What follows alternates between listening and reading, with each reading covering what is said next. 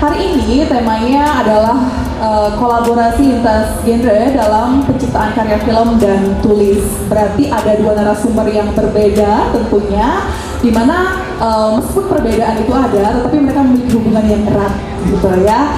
Jadi akan ada narasumber yang ahli dalam bidang film dan ahli juga dalam bidang penulisan. Jadi narasumber kita yang pertama, seorang perempuan Bali, kelahiran Denpasar, sangat cantik, menginspirasi. Ada Niketut Sudiani, ya, perempuan kelahiran 7 September 1989,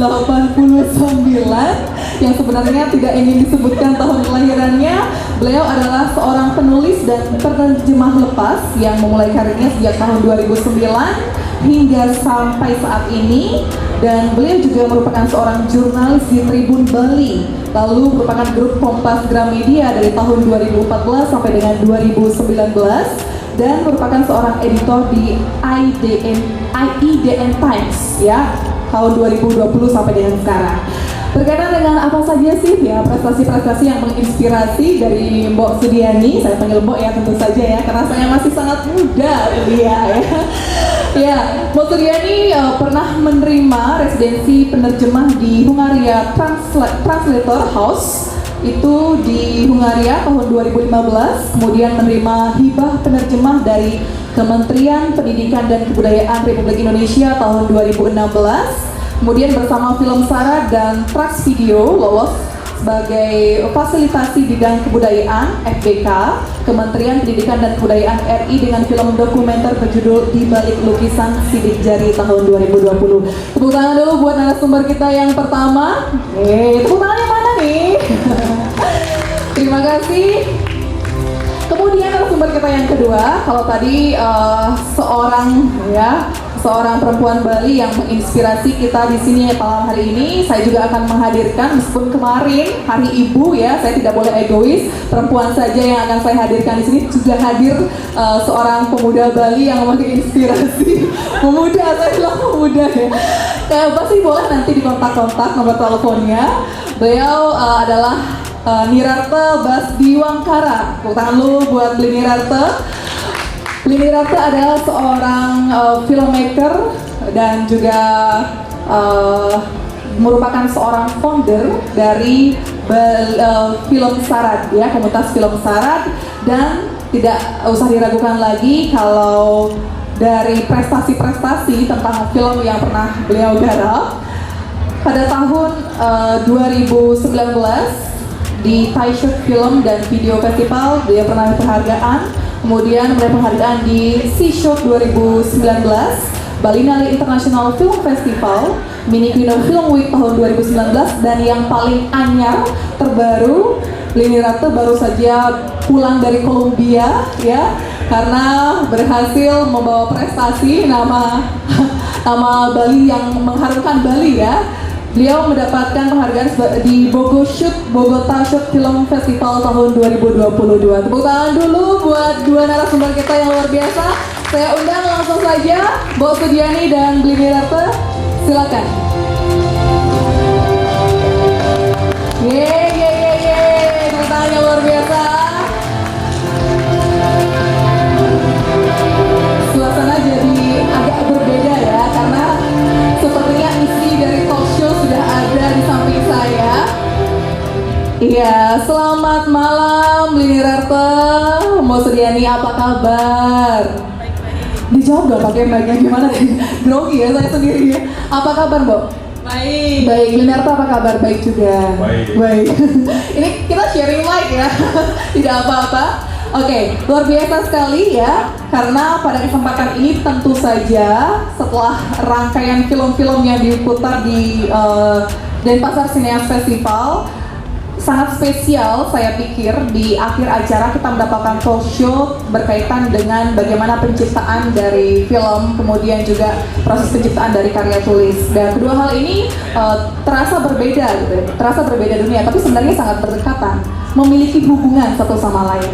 Nah, mungkin biar kita tidak penasaran, dari rangkaian film yang sudah diputar ini ada banyak filmmaker juga yang hadir di sini, filmmaker muda terutama yang membutuhkan banyak inspirasi tentang bagaimana penciptaannya, karena ini berkaitan dengan lintas genre gitu ya, lintas genre. Artinya dari bermacam adanya genre film gitu atau karya tulis, saya mungkin nanti akan mulai dari film dulu ya, film dulu kemudian berkaitan juga dengan penulisan seperti apa. Mungkin Bli Nararto bisa memulai membagi inspirasinya. Ada sekian banyak film dari karya-karya film yang pernah Bli Nararto garap sendiri itu. Bagaimana sih proses penciptaan dalam karya filmnya? Silakan Bli. Terima kasih semuanya. Kalau dari pengalaman sih semuanya itu mungkin secara spontan ya. Tujuannya juga beberapa lintas genre yang tadi dibilang itu juga karena kita melihat kebutuhan dalam bercerita. Contohnya yang terakhir kan Warisan Cita Rasa Bali itu memang formatnya dokumenter. Ketika kita ngobrol dengan saudaranya Bapak Junida gitu, bagaimana nih gitu, kita ingin explore kuliner Bali. Jadi bagaimana cara kita ingin menyampaikan kuliner Bali ini dengan lebih mengenal siapa sih sasaran kita gitu. Jadi itu yang utama. Akhirnya kita putuskan menjadikan web series, dokumenter web series, karena kuliner Bali itu kan banyak. Kita nggak bisa ambil satu sisi lalu mengeneralisasikan gitu. Tujuannya untuk memberikan informasi yang setidaknya yang belum pernah ada nih gitu. Selama ini saya ambil contoh Warisan Cita Rasa Bali karena kuliner itu penting ya di Bali, tapi dokumentasi masih berantakan gitu ya. Banyak juga buku-buku cookbook itu dikeluarkan oleh orang asing gitu. Bukan kita menolak ya, kita justru senang ya mereka mengeksplorasi. Tapi banyak juga informasi-informasi yang harusnya kita sebagai orang lokal, orang Bali ingin lebih tahu lebih dalam gitu. Makanya kita ingin buat ini jadi sebuah dokumenter. Kita buatnya hybrid, habis dokumenter kita pasang semacam cooking show gitu. Dan kenapa enggak kita buat buku juga gitu.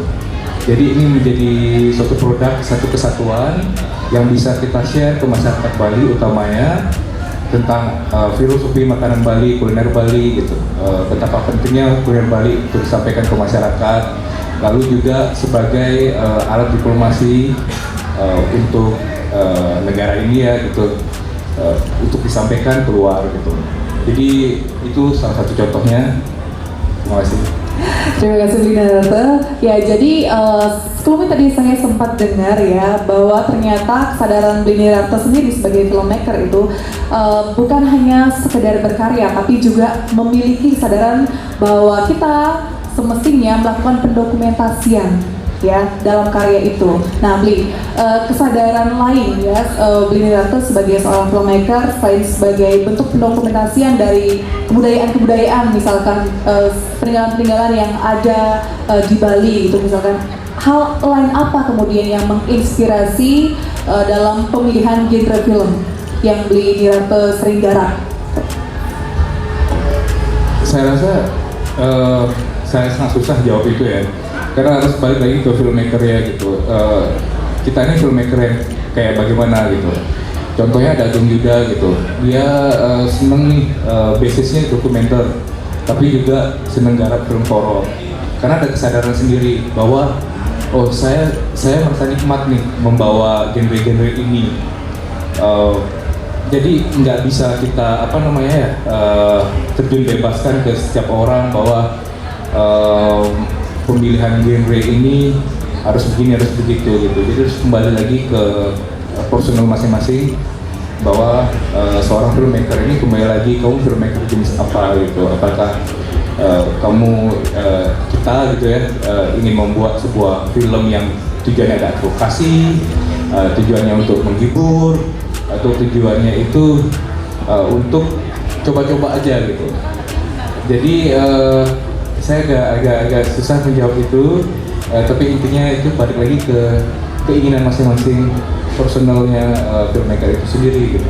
Iya, kalau ke personalnya Blini Ratu ini nih sebagai filmmaker gitu, punya idealis tersendiri tidak terhadap pemilihan genre yang film Blini Ratu garap? Secara personal ya. Kalau secara genre atau genre itu saya suka drama gitu, lebih ke fiksi gitu. Tapi secara format saya suka coba-coba gitu. Jadi oke, saya tahu bahwa sebagai filmmaker kalau saya nulis dan coba menyutradarai sendiri, saya sukai drama gitu. Tapi dokumenter, mungkin saya nggak terlalu oke di sana. Tapi saya punya teman-teman nih yang memang lebih jago buat film dokumenter daripada saya, dan saya sadar itu gitu. Tapi mungkin saya punya kemampuan, kenapa nggak saya jadi produsernya? Karena kalau semua role diambil di saudara, siapa yang akan mengisi role yang lain gitu. Nah itu salah satu kenapa ada film syarat gitu. Jadi ada beberapa teman kita kumpul, akhirnya melebar kan, kita saling mengisi gitu. Bahwa semua role itu ada orang yang ya masing-masing ada yang coba juga, kenapa enggak. Jadi kita tujuannya itu lebih ke saling support gitu, balik lagi. Oke, Bli. Kemudian apa tantangan terbesar ini, Bli ya? Kalau kita berbicara tentang persaingan film gitu ya, selaku filmmaker, kita ingin memperjuangkan karya-karya kita di tengah banyaknya genre film gitu. Apa tantangan terbesar Blini Ratu memperjuangkan genre film Blini Ratu di tengah, misalkan di saat ini itu orang pada suka yang banyak fiksi, sementara Blini Ratu mungkin kalau tadi memang kebetulan saja gitu, memang Blini Ratu lebih suka ke fiksi. Andai kata ini kalau dari sudut pandang Blini Ratu, bagi yang menyukai genre horor gitu kan, di tengah tantangan yang berbeda itu, apa sih tantangan yang kemudian harus dihadapi sebagai seorang filmmaker? Saya rasa tantangan yang pertama itu adalah kenal sama diri kita sendiri gitu. Kita juga harus punya, kalau kita emang serius di dunia film gitu, sama kayak membaca gitu, kita ingin jadi penulis, kita harus banyak baca.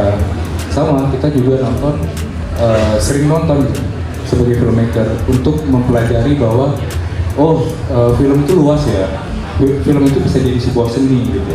Kalau sebuah seni, kita harus sering nonton juga referensi-referensi dari luar. Jadi kita belajar tentang standar gitu. Dan untuk mencapai sana itu nggak mudah gitu. Harus mulai terus latihan.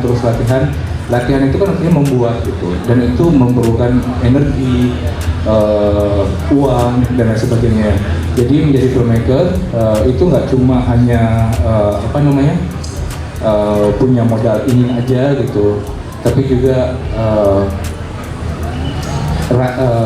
pemahaman bahwa membuat film itu tetap kompleks, tapi nggak sulit kayak gitu. Dalam artian kalau kita emang ingin, ya kita pelan-pelan lakukan, ya akhirnya jadi gitu. Oke, benar agak tegang ya, masih jet lag ya, Bli. Perjalanannya jauh sekali, Bali, Kolombia, Bali itu masih swing gitu ya, Bunda. Jadi kita santai saja malam hari ini. Kita ngobrol santai ya, Bli, jangan tegang-tegang. Dan para audiens yang hadir di sini nanti akan ada sesi tanya jawab tentu saja. Silakan ya, dari informasi-informasi apa yang sudah disampaikan dari Blini Ratu sendiri dan nanti dari Mbak Sudiani, kita boleh sharing diskusi di sini terkait dengan film dan penulisan. Terima kasih Blini Ratu. Mungkin nanti saya akan memiliki pertanyaan yang lainnya lagi. Saya akan ke Mbak Sudiani dulu. Halo Mbak Sudiani. Halo. Iya. Ini tarik nafas dulu. Tarik nafas dulu ya. Oke. Tadi langsung baru sampai di Wantila, Blini Ratu ditodong, yuk langsung naik ke atas panggung. Aduh, belum sampai nih, sedih perjalanan gitu ya. Kalau Mbak Sudiani udah ketawa-ketawa saja dari tadi. Nah, jadi saya lanjut ya. Mbak Sudiani kan kita kenal memang seorang jurnalis, kemudian juga memiliki pengalaman yang tidak hanya bergerak di bidang kewartawanan itu ya, jurnalis saja, tetapi juga menulis karya-karya berupa novel, cerpen, kemudian juga puisi, ya, ada juga esai, lalu melakukan juga selaku penerjemah. Nah, Mbok, saya mau mengajak Mbok Sudiani gitu ya, berbagi di sini mungkin pengalaman melihat ada banyak sekali genre penulisan gitu ya. Pengalaman Mbak Sudiani itu boleh diceritakan, dibagi di sini dulu sebagai seorang penulis bagaimana? Ya, kalau Desi tadi menjelaskan banyak sekali, kayaknya saya lobo ya, semua kerjaan diambil ya. Oke, nanti kita bagi-bagi lah. Tabungan pengalaman, Bu, tabungan pengalaman. Oke, sebelumnya terima kasih ya Des ya, dan terima kasih juga teman-teman dari Denpasar Sines Festival atas kesempatannya.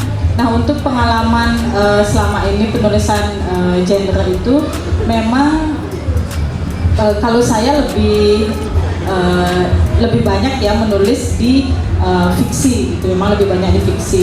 Tapi karena juga punya ada background jurnalistik, yang fiksi itu pun akhirnya saya pelajari bahwa tidak bisa lepas dari yang namanya riset data, terus itu tuh masuk akal nggak, logikanya tetap jalan nggak. Nah, dari akhirnya memang kalau saya lihat keterkaitan antara seorang penulis fiksi sama kewartawanan itu satu sebenarnya dia, jadi dia saling terkait. Sama misalnya kalau teman-teman wartawan yang sudah senior seperti Mbak Oke Rusmini, pasti juga kalau kita baca buku-buku beliau pasti terkait dengan apa yang disaksikan di lapangan, terus bagaimana fenomena perempuan Bali dan lain-lain. Dan saya yakin sekali dalam menulis itu semakin banyak dia turun ke lapangan, semakin banyak melakukan observasi, pasti juga akan semakin kaya tulisannya, dapat juga berbagai angle lah gitu. Termasuk salah satunya Des yang kita tadi kolaborasi sama film Sarat juga, Warisan Cita Rasa Bali ya. Oke, ya. Jadi kenapa Mbok Sudiani penting hadir di sini ya? Mungkin bagi di sini yang hadir juga tidak hanya menyukai film, tapi juga tertarik dalam proses penciptaan filmnya, mulai dari pembuatan naskah, mungkin begitu ya Mbok ya. Jadi kehadiran Mbok Sudiani ini penting. Tadi disinggung sedikit tentang bahwa dalam penciptaan karya, meskipun Mbok Sudiani ini lebih banyak menulisnya ke dalam karya-karya fiksi, tetapi juga dibutuhkan sebenarnya riset-riset gitu yang mendukung apakah itu logis atau tidak dalam penciptaan karya. Nah, Mbok, kemudian saya mau tanya nih, Mbok, kan kalau karya fiksi nih, berbicara tentang karya fiksi gitu kan, ada banyak juga genrenya.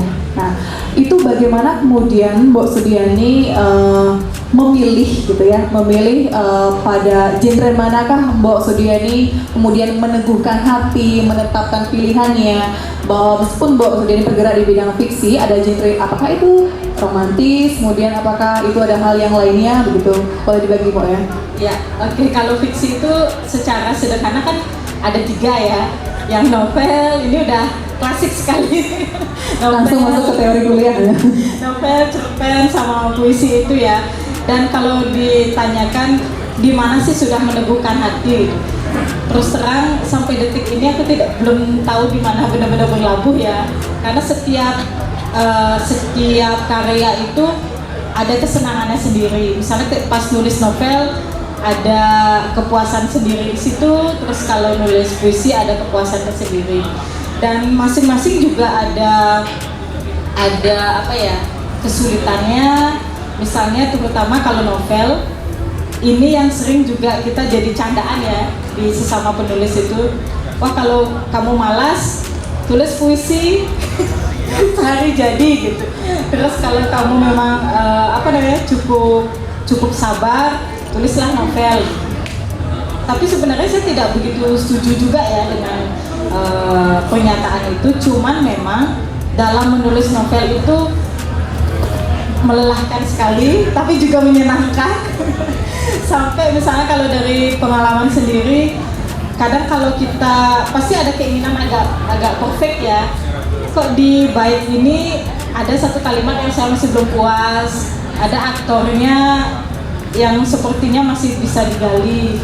Nah, cuman memang kita harus tahu diri ya Des ya, bahwa kamu itu kalau mau selesai harus tahu waktu gitu. Saya rasa semua kreator juga kayak gitu, teman film juga, karena kita ada kecenderungan nggak puasan gitu ya. Susah sekali dipuaskan gitu. Bercanda. Jadi memang kalau saya kemarin yang untuk tulis novel, sampai ada satu sisi kita udah hampir mual gitu loh. Pas sudah baca draft itu udah pada tingkat mual yang paling mual, merasa udah dah aku berserah ke tim editor atau tim penyunting, cukuplah perannya di situ. Oke, mirip ya atau sama ya tantangannya sebenarnya ketika tadi saya bertanya sama Billy Rata apa sebenarnya tantangannya mau pilih yang genre mana gitu, sama bahwa kalau Billy Rata sebenarnya sudah menetapkan pilihannya pada genre yang mana itu, sementara Mbak Sudiani belum gitu karena kesadarannya, tapi memiliki kesadaran yang sama keduanya bahwa setiap genre itu memiliki kesenangan tersendiri. Jadi kalau Billy Rata kembali ke filmmakernya, kalau Mbak Sudiani saya suka yang mana saja gitu kan, tapi nanti saya harus mengulitinya sampai puas. Saya nggak setuju sih Mbak, biasa. Saya nggak setuju katanya kalau nulis puisi itu selesainya 1 hari, bohong, bisa berbulan-bulan nggak selesai-selesai kalau nulis Saya puisi. juga nggak setuju. Karena Desi ini juga penulis saya. Gak usah. Oke, kita lanjut ya. Ini menarik, meskipun temanya ada lintas genre gitu ya, tapi saya melihat pertemuan antara Billy Rata dan Mbak Sudiani di sini adalah lintas disiplin ilmu, gitu ya.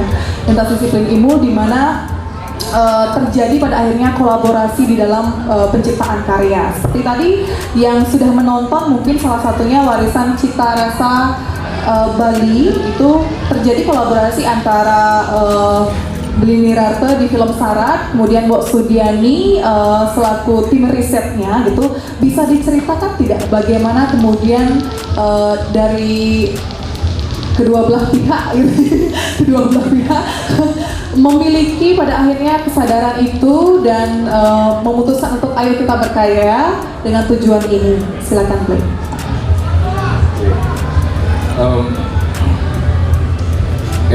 Ketika kita tahu bahwa ini adalah sebuah bentuk dokumenter gitu, pasti kita ingin orang yang menghandle adalah orang, maksudnya orang yang akan melakukan riset gitu, adalah orang yang memang proper di bidangnya gitu. Jadi karena saya kebetulan udah pernah kerjasama sama Sudiani sebelumnya di dokumenter di balik lukisan sidik jari gitu, kan udah tahu kinerjanya gitu. Ya, karena ini dokumenter penting banget ada riset gitu ya, riset yang mendalam, dan setelah melakukan riset tuh jadikan naskah gitu, naskah yang memang bercerita juga gitu, atau setidaknya formatnya itu yang kita mau gitu.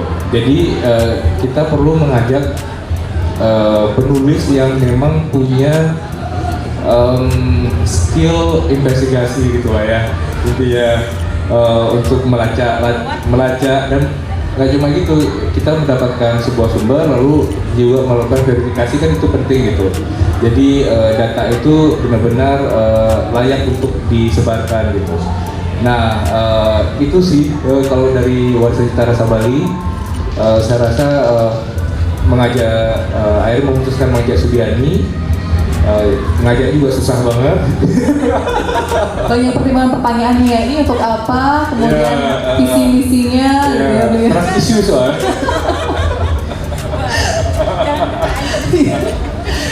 Setuju. Jadi harus dirayu dulu gitu, karena pertama kali ngajak gitu, oh saya nggak tahu nih tentang makanan Bali, bukan masalah nggak tahu ya, kita semua juga di Bali ya selalu berdiri sama oh ya ada yang bisa masak, tapi kalau kita nanyain dari mana sih awal makanan Bali gitu juga, itu kan penting ya dipertanyakan. Jadi untuk menelusuri itu artinya kita juga harus melakukan riset yang mungkin bagi setengah orang itu membosankan ya. Kita harus melakukan pendidikan secara kualitatif, itu kan harus reading, baca perpustakaan, nanya-nanya orang-orang lontar itu, dan kebetulan juga sebagai wartawan gitu, jadi akses beliau begitu, jadi lebih bisa dimanfaatkan gitu. Jadi fungsi-fungsi itu juga berguna ya, karena kita perlu kerja yang efisien, karena lagi-lagi ada deadline dan lain sebagainya gitu ya, lebih ke sana gitu. Simbiosis mutualisme ya, saling menguntungkan. Oke, kita akan dengarkan dari sisi Mbak Sudiani bagaimana pada akhirnya meyakini bahwa kolaborasi ini akan menghasilkan sebuah karya yang memang bermanfaat gitu. Setelah dirayu sekian lama, setelah mempercayakan dirinya bahwa oke, saya terjun untuk berkolaborasi. Silakan, Bo. Oke, makasih Des. Jadi waktu itu ada satu pertanyaan sih yang meyakinkan saya bahwa oke, kita jalan bareng gitu. Karena bagaimanapun kan saya harus tahu diri ya. Kita bicara tentang warisan cita rasa Bali. Nah, buat contoh kecil lah, buat telur aja masih gosong gitu. Masa kita nulis tentang buku ini, itu gimana? Gitu. Nah, itu pertanyaan saya gitu. Jadi ketika kemudian tim Beli Yuda, Beli Mir, itu tim inti mengatakan bahwa bukan itu yang kami inginkan di sini gitu, karena kan kita bukan pada tahapan untuk demo masak, tapi ini menulis itu dua hal yang berbeda. Akhirnya oke, tapi kita jalan bareng ya. Di sini yang paling penting adalah teamwork gitu. Teamworknya oke, kita jalan bareng, nanti saling mengisi lah. Terus oke, akhirnya jalan. Kemudian dalam prosesnya ternyata memang ada satu hal Des yang menjadi kunci bahwa sebenarnya siapapun itu bisa menulis. Teman-teman di sini juga. Yang penting kita ada sense of curiosity-nya itu. Ya, sense untuk menggali lebih jauh. Misalnya dalam step pertama ada satu data kita temukan bahwa oh ternyata ayam betutu ini, kalau yang juga Des tadi bilang kan, oh ternyata nggak cuma di Presto ya ada sistem seperti itu. Nah dari situ kita gali lagi siapa sih yang paling pertama, di mana tempatnya. Terus kita tarik lagi sejarahnya seperti apa. Nah selain hanya di sejarah, ada hal yang sifatnya lebih filosofis nggak, kita gali ke lontar. Nah hal-hal yang kayak gitu memang sangat menyenangkan ya, menyenangkan sekali karena akhirnya kenal yang namanya Chef Wayan yang tadi. Yang Chef Wayan itu kalau teman-teman mungkin tahu, dia juga penulis, menulis untuk resepnya gitu. Dan di sini di bukunya itu sebenarnya sudah jadi, judulnya Jangkep. Saya nggak tahu teman-teman ada yang membawa atau tidak. Ada yang bawa bukunya? Oh iya. Jadi bukunya itu sudah terbit ya, judulnya Jangkep. Dan di situ juga kita yang paling penting adalah ketika kita melakukan riset, janganlah sekali-sekali kita merasa orang yang paling tahu gitu. Udah merasa terlalu puas atau merasa paling tahu, dan bahkan misalnya kita udah punya sekian banyak pengalaman, misalnya ngaku-ngaku punya pengalaman nasional, internasional gitu. Tapi ketika kemudian kita bicara dengan yang orang dari grassroots gitu, itu penting sekali kita mau kayak mendengarkan mereka, karena belum tentu loh mereka itu pemaham atau pengetahuan itu lebih kurang dari kita atau apa. Justru di situ pentingnya juga ketika kita melakukan riset, pendekatan ke narasumber. Misalnya kalau tadi teman-teman lihat ada narasumber yang dia apa ya, tegang gitu tegang waktu ketemu sama orang. Jadi gimana caranya kita ngelemesin dia di 5-10 menit awal sampai dia benar-benar merasa nyaman sama kita, bangun chemistry-nya lah gitu. Resepnya apa itu, Bu? Resepnya cengar-cengir aja. 10 menit itu lumayan panjang. Lumayan. Kuasai obrolannya. Ya, apalagi kan di sini seperti tadi dibilang kan kolaborasi. Jadi outputnya gini dah, logonya Blinir ya, pengen buku, pengen film dokumenter, pengen semua, nggak bercanda ya. Jadi gimana kita juga pada saat itu biar kita dapat bahan untuk buku, tapi juga bahan untuk di visual gitu. Itu kan dua ranah yang berbeda ya. Sangat memikirkan jangka panjang proyeknya. Jadi di situ sih serunya kemarin memang risetnya. Oke, tadi ada hal yang menarik yang disampaikan oleh Mbak Sudiani. Ini mungkin juga bisa nanti akan dibahas dari sisi filmmaker. Saya mengutip bahwa ternyata ketika kita menulis sesuatu atau menciptakan karya, kita harus memberikan tanda kutip terhadap karya yang kita sedang olah, bahwa jangan sekali kita menjadi orang yang paling tahu dalam karya itu atau menggurui. Nah, ini saya mau tahu nih, kalau dalam proses penciptaan film gitu ya, dalam proses penciptaan film ini tentu menjadi tantangan yang berat karena dalam film sendiri ingin menyampaikan pesan, gitu kan? Pesan yang ingin disampaikan. Sementara ada banyak data yang didapatkan dan harus diolah. Itu bagaimana kemudian objektivitas atau kesadaran dari tim sendiri untuk menghindari hal-hal yang disampaikan oleh Mbak Suryani tadi, tetapi pesan dalam film itu tepat tersampaikan, gitu Bill. Silakan. Kalau kita bicara dokumenter, kalau udah dokumenter pasti subjektif gitu, nggak ada yang objektif. Makanya misal kita nemu narasumber gitu, kita juga harus collect data, informasi dari beliau dan kita bisa verifikasi gitu. Karena narasumber juga karena punya kepentingan sendiri. Nah ini yang kenapa gitu? Kalau di dalam dokumenter kita perlu riset yang panjang gitu. Jadi sebelum kita memasukkan itu ke dalam skrip gitu, kita harus memastikan bahwa informasi yang diberikan itu memang bisa dipertanggungjawabkan nanti kemudian. Lalu secara kreatif, bagaimanapun juga dokumenter itu punya visi utama dari sutradaranya yang mengarahkan maunya kayak gimana nih. Walaupun dokumenter menyampaikan fakta gitu, tapi dalam misalnya Warisita Rasa Bali gitu, ada sisi-sisi yang memang secara pribadi, secara ini juga ingin disampaikan kepada masyarakat. Jadi kayak misalnya Gumida sebagai saudara gitu kan, dia pasti ingin untuk, oh saya seorang Bali nih, jadi gimana nih biar semeton Bali juga sadar bahwa ternyata makanan Bali ini punya nilai filosofi yang tinggi gitu. Secara otomatis skrip, cara bertutur dan lain sebagainya itu akan mengikuti caranya. Andai kan misal ini diambil oleh filmmaker lain gitu yang cuma ingin aku cuma ingin lihat esotiknya makanan Bali, ya yang akan dilihat ya cuma gambar-gambar cakep, apa yang lagi hits sekarang di Bali kayak gitu.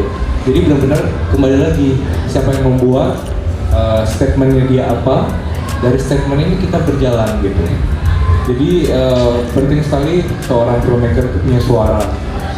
Mau apa sih yang mau dibuat, statementnya apa gitu. Wow, iya ini catatan penting juga ya bagi yang ingin berkarya khususnya di dalam film, tentu harus bisa membedakan genre filmnya gitu.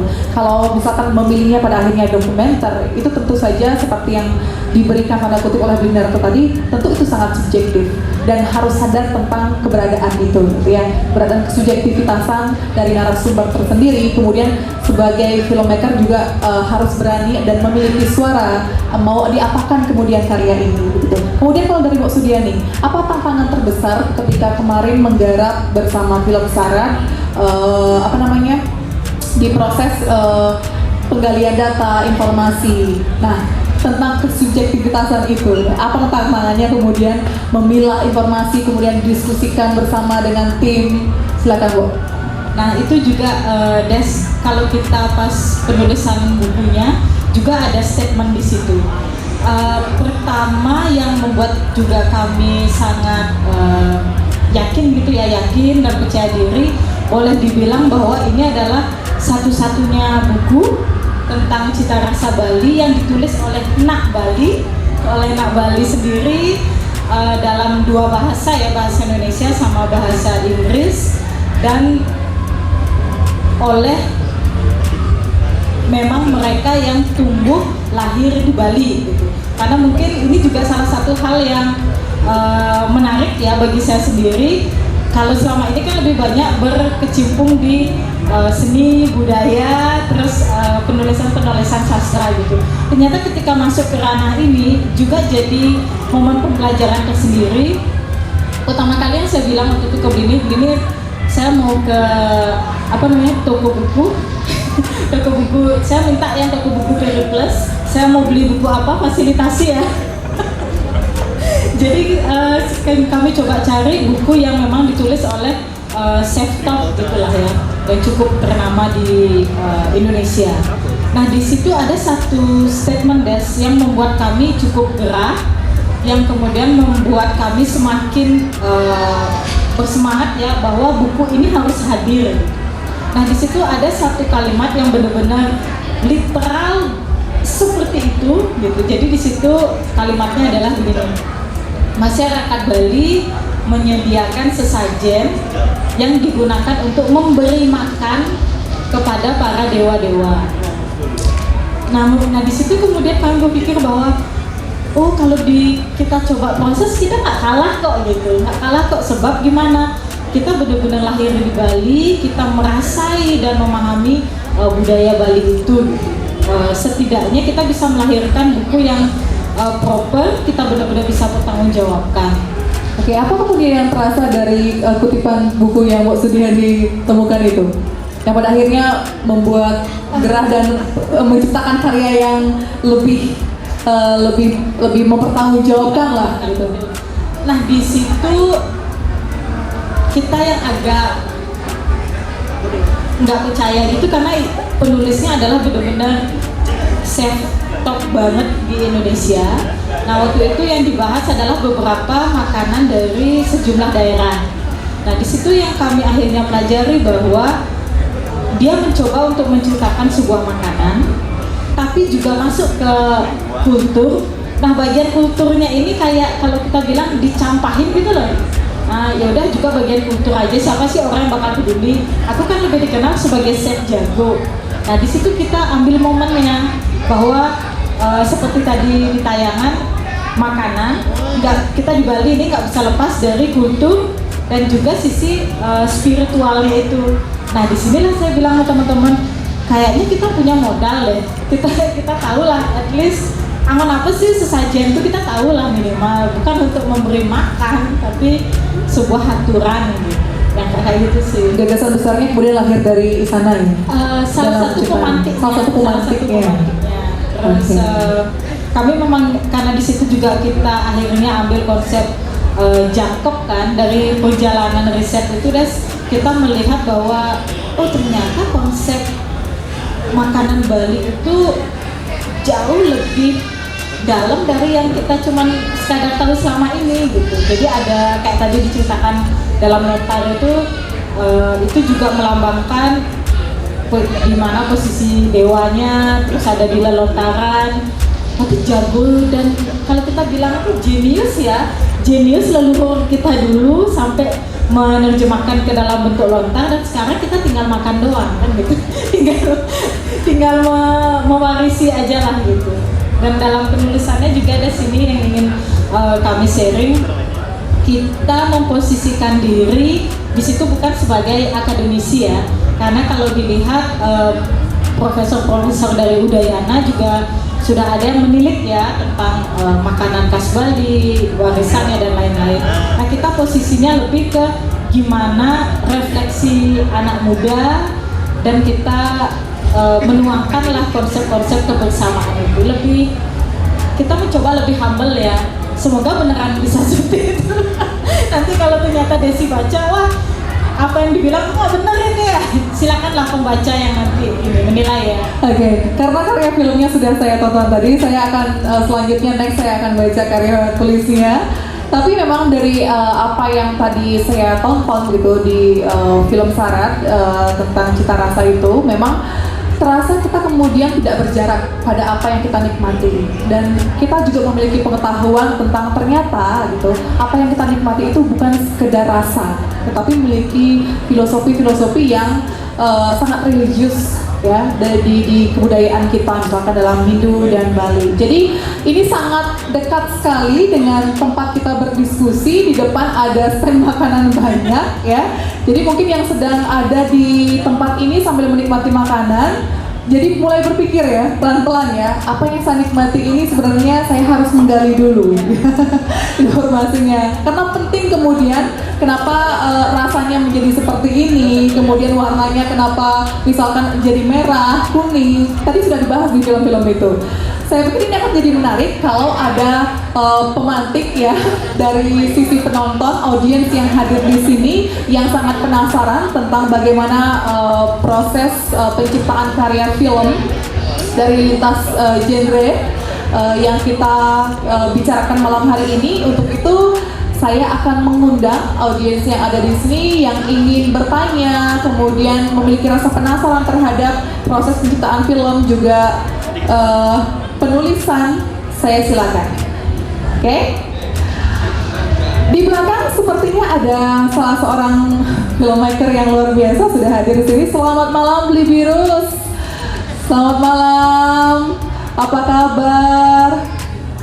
Oke, ada Mbok Dewi juga di sana ya, Mbok Dewi Pradewi ya. Sama itu beli siapa ya? Beli Puja, halo. Saya tadi nonton filmnya loh. Wow, sangat menginspirasi. Kemarin sangat bertepatan dengan Hari Ibu, harusnya itu diputar di Hari Ibu juga. Selamat malam, apa kabar? Iya, becek-becek Beli. Ya, saya ingin meminta begitu ya waktunya, kesediaannya, mungkin di sini berbagi. Beli Puja sesama ya sebagai salah seorang personal yang menggarap film juga, mungkin mau berbagi juga di sini. Kemudian juga mungkin ada pertanyaan ya sesama filmmaker gitu ya. Apa kiranya yang menjadi tantangan masing-masing filmmaker gitu. Silakan. Mbak Dewi ya. Silakan Beli Puja.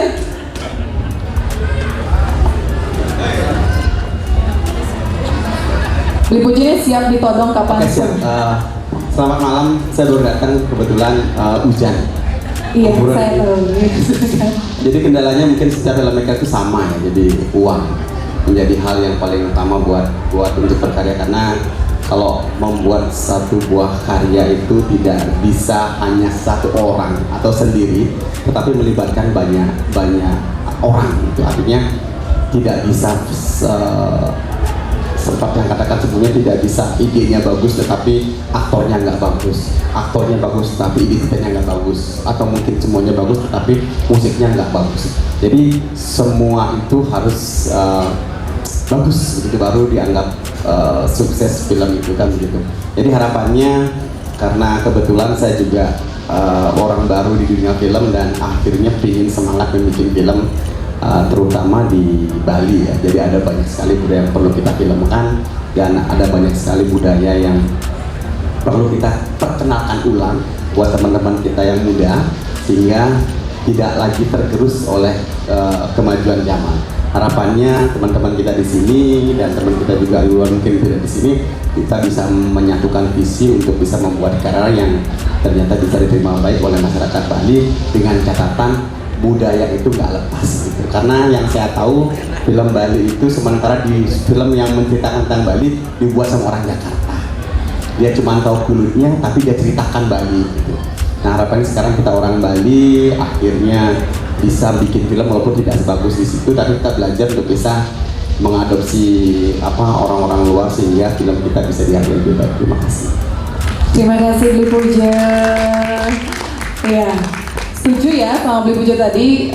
Jadi kalau kita melihat sisi kita sebagai filmmaker orang Bali itu, mungkin lebih dekatnya ide-ide itu tidak jauh-jauh ya. Kita memiliki banyak sekali sumber-sumber yang mesti kita gali lagi, terutama dalam kebudayaan kita. Ya oke, Beli Rata, ada tanggapan? Silakan. Tadi pertanyaannya sebenarnya itu tanggapan atau tidak? Itu penyatuan visi misi. Oh ya, oke. Selaku filmmaker. Ya terima kasih sih, sebagai filmmaker Bali, saya rasa kita juga harus open minded gitu. Kita juga harus bisa belajar, dalam artian kita bisa berkolaborasi nggak cuma dengan orang di sekitar kita aja yang di Bali yang kita rasa banyak yang punya talenta bagus, tapi kita juga berusaha untuk melihat keluar gitu, melihat potensi yang ada gitu.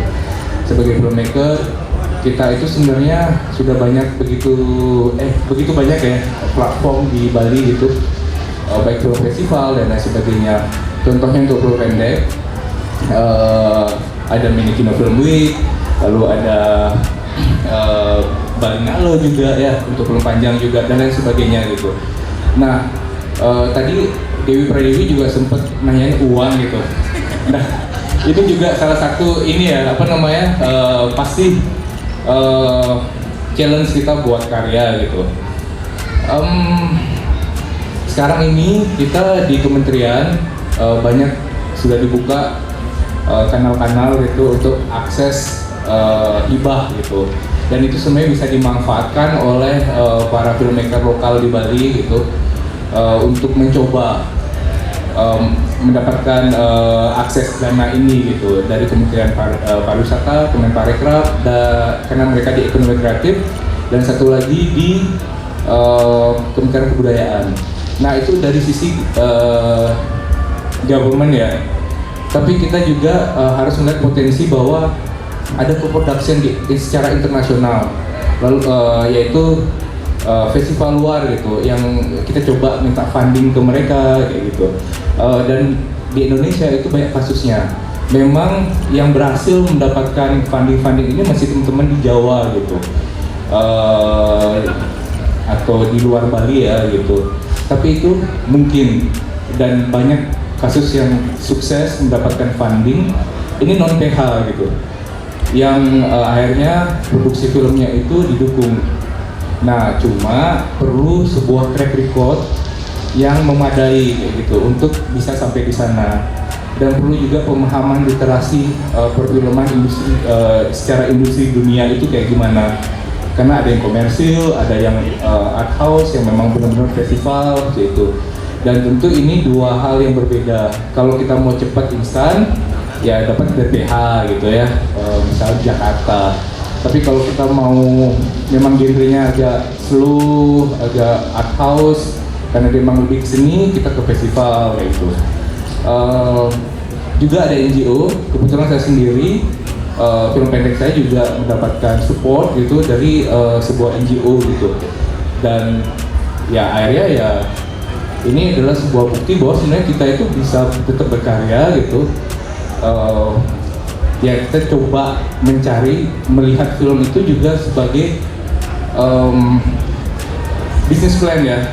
Oh, bukan bisnis secara komersil bagaimana, tapi kita bisa melihat gimana sebuah film itu punya value. Nanti film itu akan jadi apa nih? Kayak misalnya Warsanita Rasa Bali, bukunya, web seriesnya, ini kan nggak cuma tahun ini aja, tapi dia akan berputar. Apalagi informasi yang kita buat ini sifatnya itu timeless, dan pasti nanti akan dibutuhkan suatu saat nanti gitu. Jadi kita lihat membuat film itu juga sebuah investasi gitu. Masih. Terima kasih Bini Ratu tanggapannya. Nah sekarang karena di sini ada Mbok Sudiani yang latar belakangnya juga seorang jurnalis, juga kritikus. Berat ya. Nah, kalau dari pandangan Mbok Sudiani sendiri nih, selaku penulis gitu ya, melihat bagaimana kemudian perjuangan filmmaker saat ini di Bali dengan gagasan-gagasan mereka dan tentu saja dengan ide-ide mereka yang ingin mereka perjuangkan. Silakan, Mbok. Nah, kalau saya lihat memang dalam bidang apapun ya, seorang kreator, satu kunci yang memang tidak boleh dilepaskan itu adalah membaca, Des. Kalau menurut saya. Dan di sini itu kadang disepelekan proses kreatif membaca itu. Jadi misalnya ini kalau saya lihat untuk teman-teman yang membuat film, kalau tidak juga membekal atau memperbanyak diri dengan membaca, ini dalam artian tidak hanya membaca teori tentang film ya, tapi juga apapun itu. Apapun jenis bacaannya, karena itu saya yakin sekali akan memperkaya imajinasinya, memperkaya angle, dan juga membaca fenomena-fenomena yang terjadi di masyarakat gitu. Nah sama juga dalam bidang penulisan, kalau ketika tadi Bu Pujo bilang perlu kolaborasi, seorang penulis fiksi pun, film fiksi pun ya, film fiksi atau film pendek, itu dia pasti ada tim risetnya. Tim riset yang dalam hal ini biasanya juga jadi penulis skenario. Nah kalau dia nggak juga rajin membaca itu, jadi apa ya?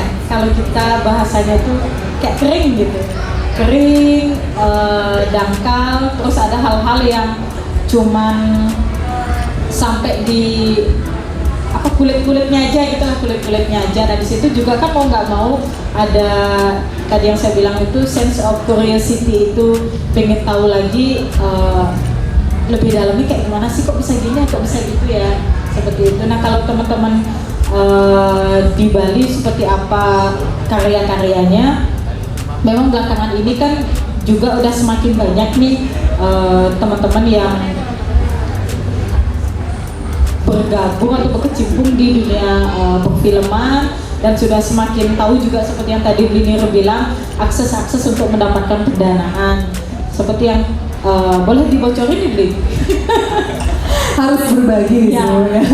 Silakan Blinir, silakan dibocorkan sebanyak-banyaknya katanya. Kalau nggak salah kan ini Blinir dalam waktu dekat juga bakal garap sebuah film itu tentang yang berhubungan dengan pelecehan seksual ya, pelecehan seksual yang dilakukan oleh tokoh ternama gitu.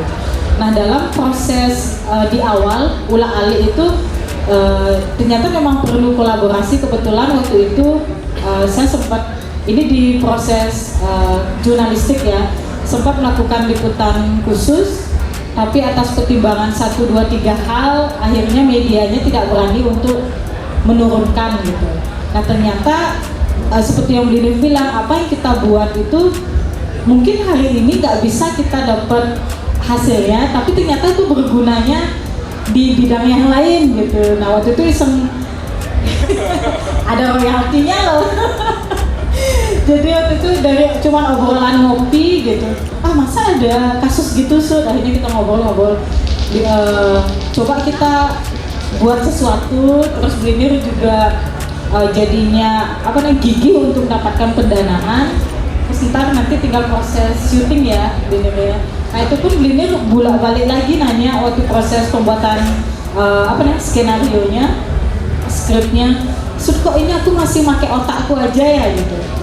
Karena kan dalam hal ini kita memang di sini agak sulit. Kalau contohnya kemarin itu kayak film Penyalin Cahaya, kalau ada yang nonton film tentang pelecehan seksual juga, nah itu kan akhirnya booming ternyata karena penulis skenarionya ternyata adalah pelaku pelecehan seksual. Nah ada yang menyampaikan bahwa hidup sekali ya naskahnya, hidup sekali filmnya. Nah ketika kemudian ketahuan bahwa pelakunya adalah penulisnya adalah pelaku kekerasan seksual, akhirnya ada orang yang memikirkan, oh pantas dia bisa sedalam itu karena dia yang melakukan, dia yang menjadi pelakunya gitu. Nah itu juga sempat jadi diskusi ya. Blinir bilang, Sud aku kan normal ini. Sebagai pertimbangan sudut pandang gitu ya Mbak ya. Jadi sederhananya aku kan normal ini, aku belum berkecimpung di dengan pelakunya atau dengan korban. Nanti kalau aku pakai otakku aja bisa nggak ini ya gitu. Aku takutnya seperti itu, kan cepatlah itu panjang.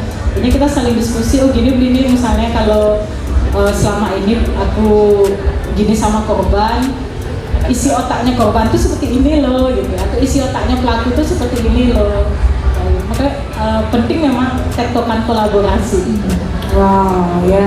Jadi memang kalau kita berkecimpung dalam dunia filmmaker itu bukan sekedar kita main-main dengan kamera saja gitu ya, tapi kita juga main-main dengan ide, main-main dengan gagasan, benar-benar harus clear pada semua hal yang kita ingin tampilkan gitu ya. Jadi bukan hanya pada persoalan teknis. Kalau persoalan teknis itu bisa dipelajari ya Bu ya. Tapi kalau persoalan ide, kemudian juga persoalan gagasan yang mau disampaikan, itu kita tidak bisa bergerak sendiri. Harus terjadi kolaborasi. Makanya ada lintas disiplin ilmu yang terjadi antara filmmaker, penulis, aktor, musik. Aktornya jangan nunjuk ke sini. Aktornya ada di depan semua. Oke, terima kasih. Jadi saya ingin mengundang lagi penanya ya, audiens yang ada di sini yang ingin berbagi, sharing, kemudian juga mengajukan pertanyaan seputar diskusi yang obrolan yang kita sampaikan tadi. Silakan. Ya, beli virus mungkin? Beli virus lah, jauh-jauh dari negara datang ke Denpasar Festival, masa ya tega tidak memberikan sedikit wejangannya, panjang boleh lah wejangannya ya beli virus ya. Silakan beli virus. Biar nggak kayak radio, kasih saya pertanyaan. Berdiri. Nanti biar kelihatan di kamera beli. Terima kasih, itu aja kali ya. Apa ya, kalau saya nggak ditanya kadang-kadang susah saya ngomong apa. Tapi menyenangkan sekali hari ini saya jadi, walaupun saya cuma ya bantu 2 hari syutingnya gitu, pegangin mic. belum baca bukunya juga. Tapi ada satu yang pengen tak tanya sebenarnya kan, itu sesuatu yang menarik. Kemarin juga di Tabanan kebetulan ada sepupu yang jualan bakso genep, dan setiap galungan dia harus siap dengan sekitar 50 kg bumbu yang untuk dijual gitu. Karena ternyata kita sebagai orang Bali tidak semua mampu buat yang enak gitu, yang lengkap dan sebagainya. Kemarin saya nonton yang seri keberapa gitu ya, 3-4 hari yang lalu, ada unsur-unsur yang menarik di situ. Kalau nggak salah sadrase atau apa gitu, itu hal-hal yang baru saya dengar dari film ini, dari teman-teman, dan kemudian kemarin saya ngobrol juga, saya pancing ke arah itu, rasa apa sih yang ada di dalam bumbu itu agar rasa itu jadi nikmat. Nah ternyata diceritakanlah, dan saya baru tahu juga, saya punya sepupu yang bekalnya juga lontar ternyata gitu. Jadi lontar pengobatan sampai lontar bumbu Bali gitu. Dia punya, sampai dia bisa jelasin, oh sepetnya itu harus cari akar sotong, oh ini harus cari ini, dan itu luar biasa sekali. Saya sangat berterima kasih teman-teman punya ide itu dan menjadikan itu buku, dan saya harap mungkin ini usul aja, karena kan kemarin hitung-hitungannya cukup mahal tuh bukunya kalau berwarna. Rasanya untuk spend sebesar itu mungkin tidak terlalu banyak yang bisa, tetapi kalau bisa itu ada yang eksklusifnya, yang spesial itu, dan juga mungkin kalau bisa nanti tahun depan misalnya dicarikan funding untuk print yang versi hitam putih, sehingga bisa ya beberapa puluh ribu lah untuk bisa kita baca-baca lagi. Kalau baca PDF-nya kayaknya mata saya udah kurang nyaman untuk baca PDF. Itu aja mungkin, terima kasih. Terima kasih Beli Virus ya. Tadi ada masukan juga, ada harapan juga. Silakan Beli. Tadi kalau kemarin pas syutingnya mungkin terlalu sibuk mikirin kegiatan syuting, jadi lupa nyicipin. Jangan lupa nyicipin ini ya, Beli ya. Silakan ada ditanggapi dari pertanyaan Beli Virus. Semua Beli Made. Yang pasti memang kita memang berganjal dengan teknis ya. Untuk printing memang pasti mahal, apalagi kita banyak ilustrasi, fotografi gitu yang mengharuskan kualitas dari gambar kertasnya juga harus bagus kayak gitu. Jadi pada akhirnya nyetak biaya dasarnya udah mahal banget kayak gitu. Jadi kita putuskan ya udah kita PDF-in aja. Kita yang penting kan share ilmunya dulu gitu. Nanti kita berusaha agar gimana caranya, kalau misalnya ada yang mau pesan, ya udah kita cetakin, atau nanti mungkin kita pikirkan sebuah formula baru biar ya kita bisa distribusikan buku ini mungkin gitu, ke sekolah-sekolah Kata Boga atau mungkin di universitas gitu yang memang perlu tahu tentang apa yang sudah kita dapat nih. Kita belajar banyak soal yang di proyek ini gitu. Jadi itu sih. Jadi terima kasih juga ini sebenarnya ide Bung Yuda. Mari saya tanya kembali. Iya, terima kasih Blenir. Nah, kalau ini sekarang saya ingin membagi kesempatan juga. Mungkin di sini hadir para filmmaker muda dari komunitas-komunitas film, misalkan dari komunitas film ISI dan yang lainnya yang mungkin ada bergabung di sini. Jika memiliki pertanyaan terkait dengan diskusi hari ini, saya silakan. Adakah? Oke, kalau belum ada. Oh, ada dari belakang. Silakan. Ya, ada gadis cantik. Dari mana? Silakan sebutkan nama, komunitas atau dari instansi mana? Silakan perkenalkan diri. Perkenalkan, nama saya Galuh dan saya dari Madya Fatma. Saya ingin bertanya nih kepada kakak yang ada di depan.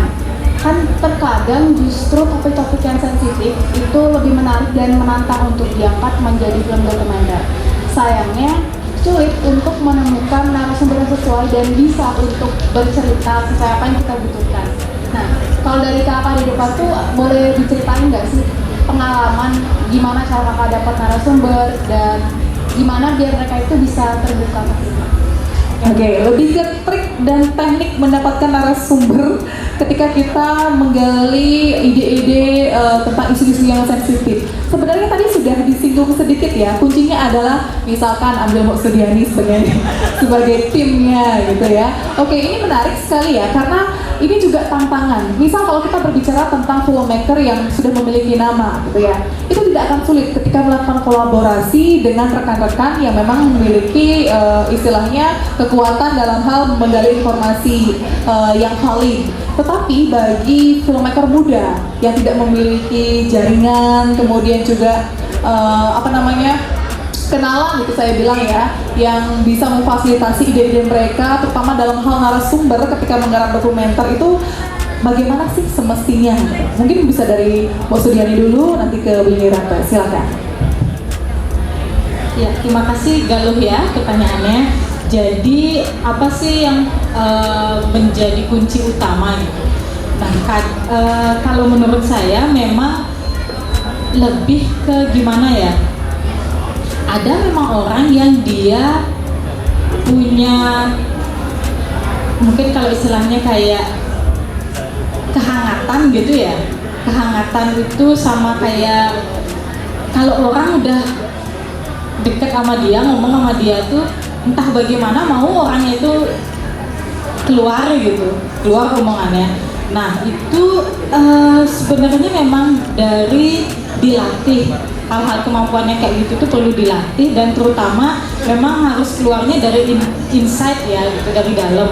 Akan kelihatan banget misalnya ini kalau saya lihat ada beberapa teman lah yang biasa tak ajak kerja, kalau dia palsu gitu kelihatan kok gitu. Palsu dalam artian ini dia hanya memanfaatkan narasumber gitu. Nah jadi dia hanya menggali aja, diambil infonya, habis itu dia nggak bangun koneksi, nggak dijaga koneksinya, atau nggak dijaga sama pertemanannya. Atau hal yang paling simpel adalah ini lebih ke juga gestur tubuhnya kita ya, gestur tubuhnya kita, kata-kata yang kita sampaikan, gunakan. Kadang kan latar belakang narasumber itu beda-beda. Ada orang yang dari grassroots banget, terus kadang kita harus juga bicara sama orang yang dari pejabat tingkat tinggi. Nah, gimana caranya kita biar luas di situ? Itu juga perlu dilatih. Nah, satu contoh misalnya ini, ketika kita mau wawancara orang dari masyarakat biasa, kita nggak bisa menggunakan sistem barat gitu. Sistem barat itu seperti apa? Karena saya pernah ada pengalaman buat film dokumenter sama dari media luar, yang dia sistemnya adalah begitu kita baru masuk ke rumah orang, itu harus langsung ngomong sama orangnya, bla bla bla bla bla bla bla, cari informasi. Sementara kalau kita di timur kan nggak bisa gitu, basa-basi dulu dikit. Gimana membuat dia kalau udah rasanya udah bisa nih orangnya kayak kita ngomong, baru kita mulai masuk ke topik kan gitu. Nah di situ kita memang bedanya konsep barat sama konsep di timur. Dan cara untuk menemukan narasumber dulu yang pertama, mau nggak mau memang kita harus bergaul ya, banyak bergaul ya, dan bangun pertemanan itu tidak hanya ke orang yang narasumber. Misalnya kita punya teman yang selama ini mungkin kita anggap dia sing nawang apa gitu, nggak tahu apa-apa, bukan orang penting. Jangan salah, ternyata dalam kasus-kasus tertentu teman kita yang kesannya pelanga pelongo itu justru punya sebagai narasumber yang kuat gitu. Narasumber yang kuat gitu. Nah di sini akhirnya saya pelajari bahwa jangan pernah meremehkan siapapun atau seorang pun. Itu kunci yang amat sangat penting. Orangnya kesannya selengean, pacul, apa sih pacul Indonesia? Apa ya? Tahu kan ya pacul ya? Pokoknya kayak nggak ada isinya gitu. Terus kita sering nyampahin teman itu. Akhirnya saya pelajari seperti itu. Jangan pernah sekalipun meremehkan orang gitu. Sekalipun dia misalnya kalau kita lihat secara permukaan, oh dia nggak, pergaulannya nggak begitu, isi otaknya nggak begitu, isi dompetnya nggak begitu. Tapi ternyata dalam hal-hal tertentu sangat penting gitu. Nah disitulah yang nanti akan membantu kita ketika kesulitan cari informasi. Oh iya aku tahu, aku pernah dengar ini seperti ini. Akhirnya kita masuknya lewat dia. Hal-hal yang kayak gitu sih. Mungkin nggak bisa kita dapat di bangku kuliah ya. Iya benar-benar. Tapi memang karena menjalaninya gitu. Mungkin Blinir mau Silakan Blinir atau Pamika. Saya setuju juga, jangan remehin siapapun juga yang patuh. Ya, tapi intinya kalau mau buat dokumenter gitu, isunya sensitif, saya rasa harus mulai dari filmmaker ya gitu. Kamu tuh sebenarnya care nggak sih sama isu yang kamu mau buat gitu? Ketika kamu udah care, nggak cuma cari sensasi aja, ya pada dasarnya akan ada cara gitu. Apapun itu bentuk caranya, pasti akan nemuin gitu. Tapi intinya harus dimatengin. Karena pada akhirnya, ketika film itu jadi, itu kayak ada persidangan di sana. Jadi film itu kan sidang, sejauh mana sih kamu bisa menggali itu semua. Dan itu semua bisa muncul dari, lagi-lagi tadi itu ya, statement. Itu sih. Oke, terima kasih. Ya, tidak terasa karena kita sudah sejak tadi berbagi, berbincang, berdiskusi 1 jam ternyata sudah kita lalui perbincangan ini. Saya ingin meminta satu statement per satu narasumber yang bisa disampaikan mungkin 1 menit dari Bu Nirarte, kemudian dari Mbak Sudiani untuk kita semua malam hari ini di acara terakhir untuk Denpasar Cineast Festival. Juga untuk para filmmaker dan audiens yang ada di sini. Silakan. Ya, statement terakhir, saya mau bilang makasih banyak sih juga untuk teman-teman yang udah mau kayak menyatukan kita semua untuk berkarya bareng lagi. Dan hal-hal yang kayak gitu kan juga mahal ya, menurut saya ya, suasana yang seperti itu mahal. Dan dimana kita ketika berkarya bersama itu saling support, tidak justru saling menjatuhkan atau saling memanfaatkan justru ya, tapi ayolah kita bangun sebuah lingkungan yang sehat. Dan seandainya pun ada gesekan-gesekan atau apa, itu juga jadi pembelajaran untuk kita lebih dewasa membicarakan, tapi bukan justru saling sikut atau malah di belakang diomongin. Saya rasa itu yang mahal ya, menciptakan lingkungan-lingkungan yang sehat tanpa harus saling menjatuhkan. Dan ini juga saya ingin sampaikan, terakhir kan cukup sering disuarakan ya, membangun sebuah lingkungan, terutama di sini perfilman, yang bebas dari segala bentuk kekerasan, baik kekerasan fisik, seksual maupun psikologis ya, terutama yang dalam hal ini oleh mereka yang punya posisi lebih tinggi. Jangan merasa akhirnya punya kuasa ke adik-adik senior juniormu hanya karena menggunakan kekaguman itu, akhirnya dimanfaatkan untuk hal-hal yang tidak baik gitu. Kalau dari saya juga mengucapkan terima kasih untuk Denpasar Cineast Festival, karena festival ini, karena saya lahir dan besar di Denpasar, jadi beberapa film itu kan sangat Denpasar sekali, jadi saya rasa connect gitu. Dan sebagai filmmaker yang dari Denpasar, saya merasa diberikan tempat. Jadi terima kasih itu saya ucapkan. Jadi saya setuju dengan Kak Sudiani bahwa sama filmmaker kita harus saling kolaborasi gitu. Kalau nggak ada kolaborasi, kita akan mati sendiri gitu. Karena persaingan itu ya tahu sendiri lah ya gitu. Kita cuma bisa hidup kalau kita membuat sebuah ekosistem yang baik gitu. Terima kasih. Ya, terima kasih. Ya, penutup tadi dari 2 narasumber kita yang luar biasa. Tepuk tangan sekali lagi. Jadi dapat saya tarik kesimpulan ya, pertemuan kita pada malam hari ini, tidak ada karya yang besar terlahir dari diri sendiri, tetapi selalu terjadi kolaborasi bersama untuk menciptakan sebuah karya yang luar biasa. Saya Desi Nurani mengucapkan terima kasih banyak yang sebesar-besarnya juga karena telah dipercayakan sebagai moderator pada malam hari ini dengan narasumber yang hebat. Terima kasih Denpasar Cineas Festival. Akhir kata saya tutup dengan Parama Santi dan saya kembalikan ke MC. Om Santi, Santi, Santi Om. Terima kasih.